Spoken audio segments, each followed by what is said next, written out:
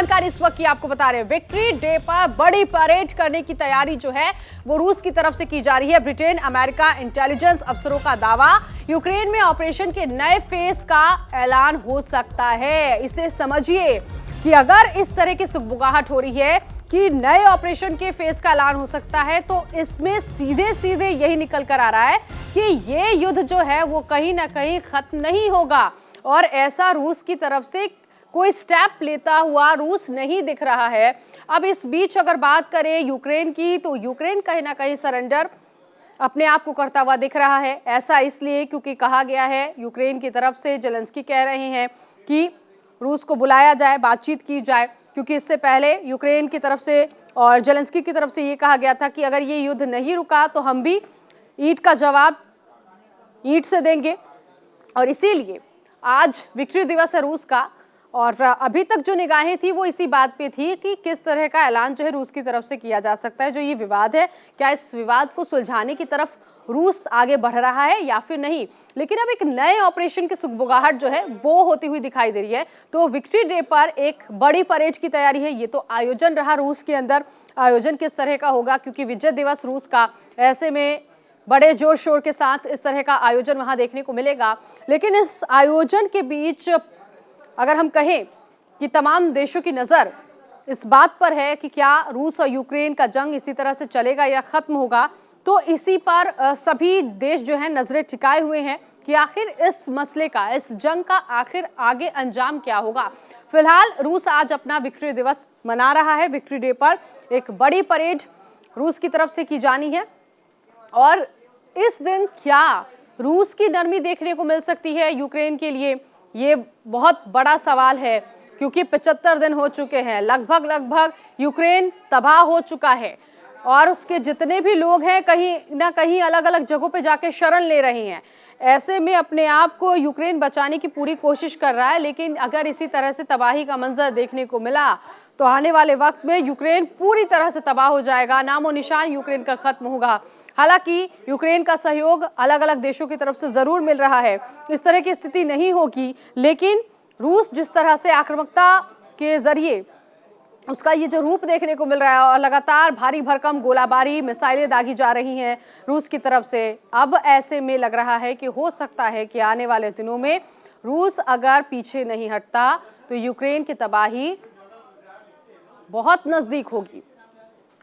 तो रूस आज फिलहाल अपना विक्ट्री डे मना रहा है, और विक्ट्री डे पे क्या कोई ऐसा कमाल रूस की तरफ से देखने को मिलेगा या फिर नहीं, ये देखने वाली बात है। रूस का सहयोग होगा यूक्रेन के लिए या फिर मददगार साबित होगा, ये देखना होगा। फिलहाल रूस जो है आज अपना विक्ट्री डे तो सेलिब्रेट कर रहा है, लेकिन क्या आज विक्ट्री डे पे एक बड़ी सौगात यूक्रेन के लिए होगी या फिर नहीं, या क्या आगे रूस सोच रहा है, ये देखना होगा।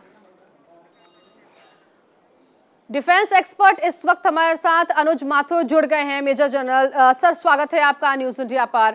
आज विक्ट्री डे जिसका इंतजार हम सभी कर रहे थे कि आखिर विक्ट्री डे पर रूस की तरफ से क्या कुछ होगा।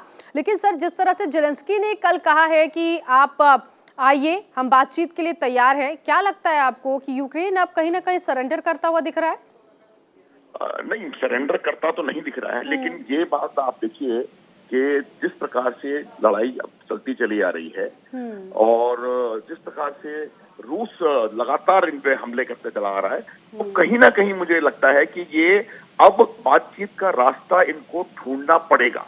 और ये ना केवल जेलेंस्की को ढूंढना पड़ेगा, बल्कि रूस भी शायद इसको, क्योंकि देखिए आपको एक बात बताता हूं मैं कि अगर ये युद्ध किसी प्रकार से अंत होना है तो इसके 2-3 ही सिनेरियोज बनते हैं जिनमें ये दिस वॉर कैन एंड। एक तो ये है कि जब आप समझ लें कि यूक्रेन पूरी तरह से हार जाए, कब्जा ना हो लेकिन हार जाए, कैपिचुलेट कर दे, वो एक पॉसिबिलिटी है। दूसरी पॉसिबिलिटी है कि इतना नुकसान दोनों देशों का हो रहा है कि दोनों देशों को, रूस को भी ये लगे कि भाई इतना ज्यादा फाइनेंशियल इकोनॉमिक लॉस हो रहा है और नॉट ओनली नाउ, आगे भी होने वाला है इसकी वजह से। तो उस परिस्थिति में ये, और तीसरा जो पॉसिबिलिटी है वो ये है कि वो बातचीत के जरिए किसी न किसी प्रकार से दोनों एक फेस सेविंग सॉल्यूशन इससे निकाल पाए। क्योंकि आप देखें जितना फाइनेंशियल लॉस रशिया को भी हो रहा है इस लड़ाई में, उसका कोई हिसाब किताब जो देखें आप वो नहीं है।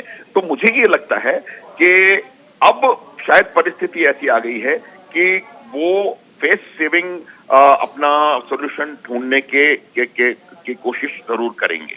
लेकिन एक बात मैं आपको बता दूं कि जब तक रूस का वो एक उसका जो एम था कि वो eastern Donbas area, Mariupol area और ये जो साउथ से यूक्रेन को समुद्री रास्ते से कट ऑफ करना है, वो अपना काम पूरा करे बगैर मुझे लगता नहीं कि रूस इसको इसमें कुछ करने वाला है। जी, ऐसे में माथुर साहब, क्या आपको लगता है कि रूस की तरफ से इस तरह की नरमी देखने को मिले? क्योंकि इंतजार तो आज के दिन का हम कर ही रहे थे, और जिस तरह से विक्ट्री डे है, जश्न का माहौल रूस में है, आपको क्या लगता है कि विक्ट्री डे पे एक बड़ी सौगात रूस की तरफ से यूक्रेन को मिल सकती है?